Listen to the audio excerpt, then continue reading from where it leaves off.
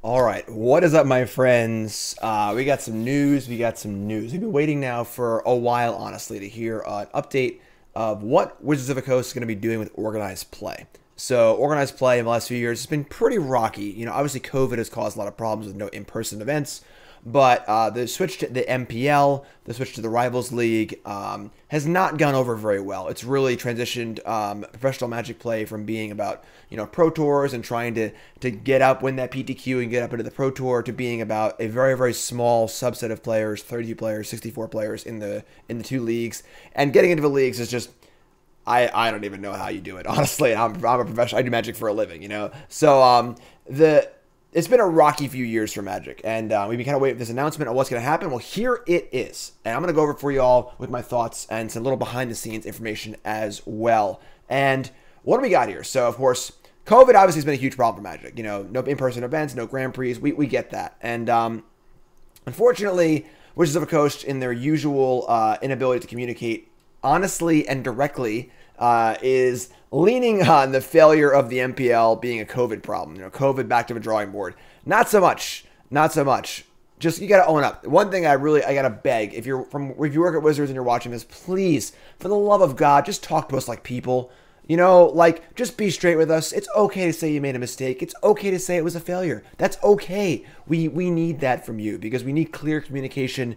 Otherwise, things get murky. And yeah, so it wasn't just COVID. It was the fact that no one was watching the league weekends and no one understood how any of it worked. So now we're looking at this, announcement here. What's going to happen? Now, immediate play, not going to happen, obviously. COVID's still a thing. You should get vaccinated. Please get vaccinated. Please, God, get vaccinated. And we're not really there yet. But the big thing here, for the most part, is that in-person play is important. Digital play is important, but only a part of it. And the most important thing here is accessibility is important. The big problem with the MPL and the way Pro Magic is structured right now is it's almost impossible to get into. You have to spike a tournament, then spike another tournament, then get into Rivals somehow and spike another gauntlet, and I don't even know how it works. No one knows how it works, honestly, which is a huge problem, And that sucks. It used to be you would go to a PTQ with your friend, and you'd go, and if you won, you're going to the Pro Tour. My good friend Dan Jessup, we took Dan to his first PTQ back in the day. He won the PTQ, and he's flying to the Pro Tour. It was in Spain or something like that, just so awesome. And that is totally not a thing right now. And it looks like, we've got some leaning towards that being a thing again. So flexibility, patient, cool. We get down here, and this is the big news. Where is it? Right here, boom. Final season for the MPL and Rivals League. Rivals League, MPL, rest in peace. It was obviously a failed experiment. I'm not necessarily sad they tried it, and the failure was a lot in the execution. The league weekends were just terrible. No one understood how anything worked. They're playing these league weekends, and you just they're playing for possible standing and a possible, I don't know how the hell anything works. It sucked. It was not good at all. Very poorly done. Execution here was not there at all. And it's good to see they're walking back on it. They're like, listen, they're not saying we screwed up. They should say that, but they're not saying that. But the reality is that the MPL and Rivals are gone. So what does that mean? That means that the 30 to 60 players who are in the Rivals and MPL are basically out of a job, which does suck. I feel bad for them. I have a lot of friends in the MPL. We're going to see tweets from them in a moment, but and they're now not making the 60 grand a year. But this is a top 0 or 0.001% problem. These really are the top. Granted, they are the best Magic players in the world, which is great, but all the money's going to them, and it's not going anywhere else. And your average Magic player doesn't really care. I want to play in a PTQ. I want to go to Spain and play in a Pro Tour. It sounds really awesome. I don't really care how Paul Vitor Damo DeRosa is doing in the MPL, gauntlet right now, realistically. So this is a good change, in my opinion. It does suck a little bit for them, but the reality is that being a full-time professional Magic player doesn't necessarily need to be a thing.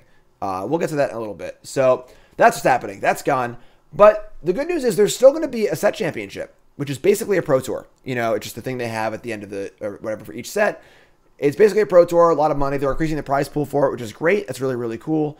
Of course, no Gauntlet League weekends. So there's still going to be a World Championship. There's still going to be set championships. And that sounds a lot like they're rolling back to the old structure a little bit. There's Pro Tours and a Worlds. That's pretty cool. So not a lot of information here about what that entire system is going to look like. There used to be a system of, gold and platinum, and you would play in events and get points. The more points you get, the more you qualify for, and so on and so forth. That's not really clear here. That's it. So they announced they're canceling the MPL. They're canceling that, and we're going to move back to a little bit of that. And that's it. Not really, lining up what's in the future, which is a really poor choice. You really got to let everyone know everything, because now everyone speculates and everyone goes crazy. All the MPL players are very upset they lost their jobs. So that seems like where the story ends, right? That's the end of the article. That's where it ends. And that's not true. That's not true. So there was more information, but they only gave this information to the MPL players, which does make sense to help them inform their decisions going forward. And I see, Michael Sigrist, Siggy, friend of mine, former teammate of mine, we played in a Pro Tour many years ago in 2006 together. It was Team Pro Tour. And Siggy's great. He's a great guy, just a really, really good dude. And Siggy tweets that this is it for professional play. And after reading, I just read the announcement, and I don't really see that. What do you mean? There's still Pro Tours, basically, set championships. There's still Worlds. They haven't announced the Pro Players Cups. What's the big deal here? And Siggy, along with all the other players in the MPL, we saw Seth tweeting about this, a number of other players, were told by Wizards of the Coast, do not expect to play Magic professionally after next season. Which is a little weird, because I didn't really get that from the announcement, which is obviously not good announcing, So there's more to the story here. And then, of course, eventually, good on the Twitter of Magic Esports, clarified with, OP will not be explicitly designed to support competitive Magic as a career path. However, there will still be Grand Prix and PTQ and Pro Tour-like events, which is really, really good. Again, it's kind of a rollback. Focus less on the amount of play and prize money, and less focus on lifestyle being economically self-sustaining. So this, while everyone's upset right now on Twitter, everyone's going nuts. That's just Twitter, whatever it is, and a lot of the loudest voices are the players who are in the MPL, who are all understandably upset. I do feel bad for Siggy. I do feel bad for Seth. I do feel bad for them. They are basically losing their jobs. But at the same time, this is a rollback in a way.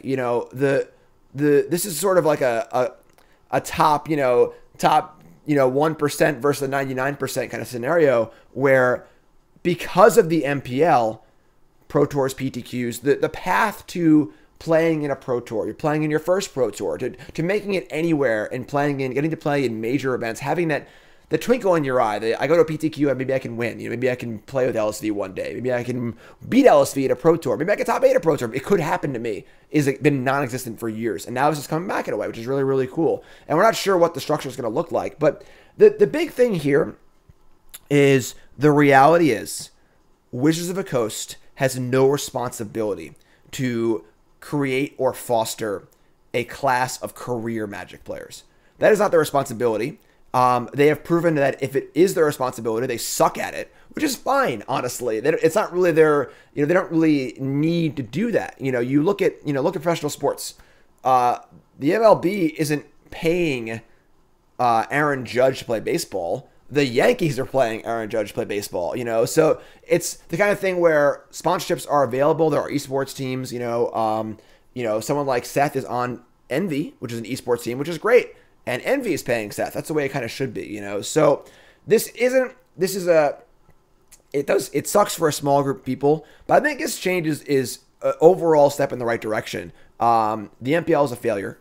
Should be gone. That's fine. And then we're kind of returning to a bit of a system. And again, it's not really clear. They haven't really laid it out yet. I assume having a system, a basic system, just points, if you do well in this event, you qualify for that event. Makes a lot of sense. It's pretty simple. So I think overall, this is a pretty good change. I think this is not a lot of doomsaying. Obviously, the Magic players' gut reaction is to be like, oh my God, he's at it again. But realistically, I am somewhat hopeful. I think that some of the more forward-thinking names in Magic, I know LSV, Sam Black, have tweeted similar things, that this is definitely a step in the right direction. And it sucks. It does feel bad for a lot of the players who, a lot of people are saying this is the death of pro Magic. I don't necessarily think it is. I think that going back to the way it used to be, while not perfect, is a good step in the right direction. And if you can take some of the things we learned from this MPL experiment, these esports experiment, and put that into an organized play structure that kind of makes sense, and is simple, but has the ability for upward mobility. Currently, no upward mobility with the MPL. You're either in the golden spoon in your mouth, or you're in the trenches, just scrapping for crumbs, trying to play in a freaking MTG Melee 40-person tournament or whatever. So we'll see. That's the announcement. It is pretty crazy, a pretty huge change, pretty big bombshell here. I do wish that Wizards of the Coast would give a full accounting of what they plan to do, you know, without just saying half of it at once. But you got to work on your communication, you know. But that's what I got. I am somewhat cautiously optimistic for the future of competitive Magic, which seems crazy given all the flourish that's going around, but I think this is a pretty good change. I think we might be looking at something pretty good here. So I'm hopeful. Not it's going to be a while because of COVID, but I'm hopeful. So that's what I got. My name's Jim Davis. If it's your first time here, make sure you hit that follow button. Like, comment, subscribe. I love you all. I appreciate you hanging out. And check out my other content. And you're all great. And hopefully things can go back to something resembling a reasonable amount of organized play. We'll see. All right. Thanks for watching. Leave a comment. Let me know your thoughts. I'll see you next time. I'm Jim Davis. Have a good one, folks.